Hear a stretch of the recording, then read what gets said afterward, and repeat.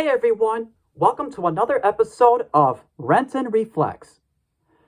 You know how there are those cases when certain filmmakers attempt to copy off the success of other filmmakers?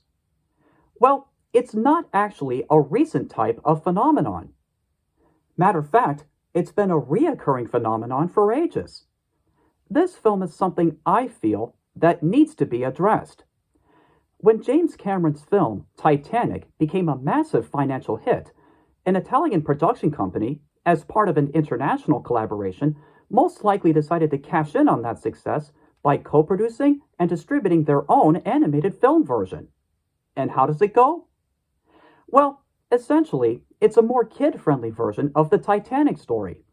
You have a leading lady named Elizabeth who is encouraged by her father to marry someone she doesn't love.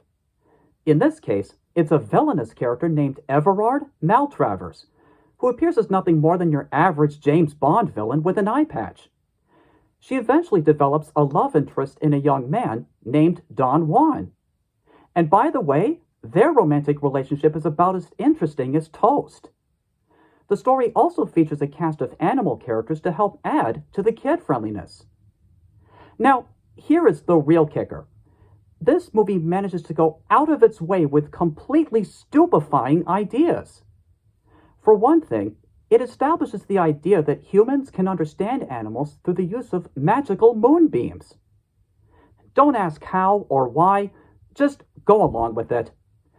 There's a subplot in which Maltravers and his butler Jeffries work alongside a gang of jail sharks as part of a whale hunting scheme. There's also a giant octopus with a puppy dog face who gets tricked by the same gang of jail sharks to throw an iceberg at the ship. Feeling remorseful for his actions, he eventually tries to mend the broken ship back together. That's just the tip of the iceberg of the cinematic disaster. And I promise you, I am not making any of this up. As I was watching the film, I was reminded of a Saturday Night Live comedy sketch called Tidy, which basically is a satire of what could happen if the Disney Animation Studios produced its own version of the Titanic story, with completely off-the-wall characters and ideas and a very upbeat tone. Whereas that comedy sketch is intentionally funny and amusing to watch, this movie is disgustingly insulting and barely watchable. It's as if to say the filmmakers expected the audience, especially kids, to take it seriously. How can anyone take it seriously with such outrageous ideas? And I'm just going to spoil this right now. It's all made up by a sailor mouse named Top Connors who claimed to have been on the Titanic during its maiden voyage. So, why go through all the trouble of wasting everyone's time and intelligence on a made-up story that's based on a real tragic event?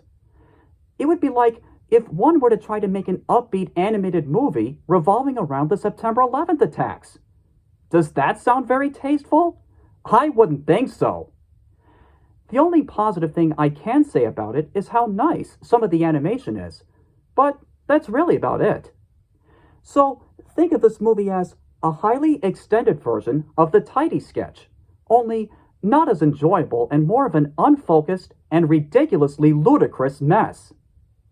If I were to give it a rating on a scale between 1 and 10, I personally would give it a 1.5. And that concludes my review. Thank you for watching, and I'll see you next time.